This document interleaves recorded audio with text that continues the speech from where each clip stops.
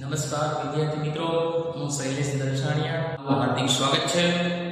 હવે આપણે unit 1 can you install લવ એ આપણે પાઠ જોઈ લીધો. હવે એના ઉપરથી પેરેગ્રાફની પ્રશ્નો છે આપણે શરૂ કર્યા છે.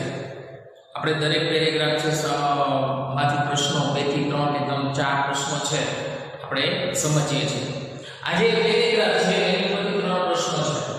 અને હા, એક બીજું કે તમારા લોકોને જે આ પેરેગ્રાફ છે અને જે પ્રશ્નો એના ઉપરથી આપણે બનાવીએ છીએ એ બધા પ્રશ્નો તમારા ચોપડામાં વ્યવસ્થિત રીતે સારા અક્ષરે ઉતારવાના છે. બરાબર? આ ખાસ ધ્યાન રાખજો. બરાબર? હવે અહીંયા પહેલો પ્રશ્ન છે, why is the customer reluctant to install love? કે શા માટે કસ્ટમરને પ્રેમને સ્થાપિત કરવા માટે ખચકાટ અનુભવે છે? ખચકાટ જો અહીંયા reluctant નો મીનિંગ શું થાય? ખચકાટ અનુભવ. તો થોડીક શંકા હોય. ખચકાટ નો મીનિંગ શું થશે? થોડીક શંકા. એ શા માટે કસ્ટમર છે? હવે એમાં છે રીઝન શું છે? તો અહીંયા કહે છે I can do that. હું કરી શકું. I am not very technical. એ પોતે ટેકનિકલ નથી એટલા માટે ખચકાટ અનુભવે છે. બરાબર? તો આન્સર શું આવશે કે I am not very technical. પણ આપણે થોડો જવાબ આપશો એટલે એમાં થોડું સુધારો કરવો પડશે. શું થશે? ભાઈ કહેવાય કે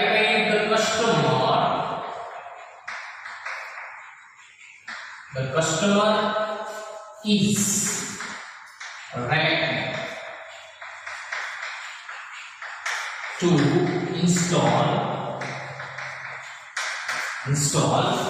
love. પછી શું આવશે? because કારણ કે. હવે અહીંયા શું લખ્યું છે કે I am not very technical. તો I નું શું થઈ જાય? he થઈ જશે ને. બરાબર? he is not very technical. He is not very technical. તે વધારે ટેકનિકલ નથી એટલા માટે ખચકાટ અનુભવે છે થોડો. કારણ કે આપણે ટેકનિકલ હોવું જરૂરી છે. કારણ કે આ પાઠ છે એ થોડો કોમ્પ્યુટરાઇઝ પાઠ છે. બરાબર? થોડો ટેકનિકલી પાઠ છે. ઇમોશનલી થોડો ટેકનિકલ. ઓકે, ચાલો એના પછીનો પ્રશ્ન છે કે what is the first step to install love? What is the first step to install love? કે પ્રેમને સ્થાપિત કરવા માટે પહેલું સ્ટેપ શું છે? અહીંયા લખ્યું છે the first step is to open your heart. છે આન્સર અહીં સીધો છે. અહીં લખી શકાય કે the first step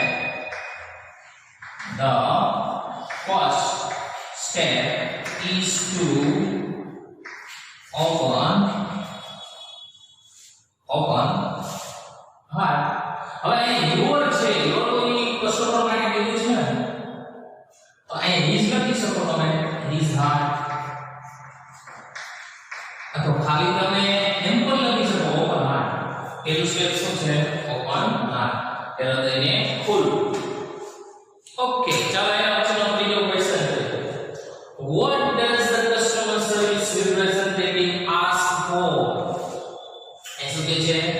What does the customer service representative ask for? Ask એટલે પૂછવું. બરાબર? કે કસ્ટમર સર્વિસ રિપ્રેઝેન્ટેટિવ શેના માટે પૂછે છે? અને પહેલું છે can you install love? પૂછે છે ને? પહેલું જ જો અહીંયા can you install love શેના માટે પૂછે છે? પ્રેમને સ્થાપિત કરવા માટે. બરાબર? તો આનો આન્સર આ રીતે લખી શકાય કે the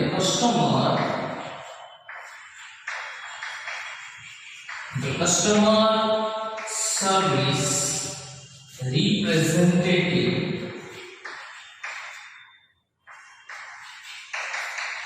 the customer service representative asks the ask for શેના માટે પૂછે છે?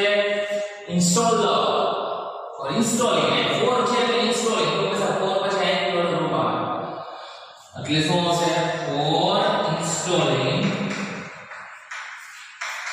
લો શેના માટે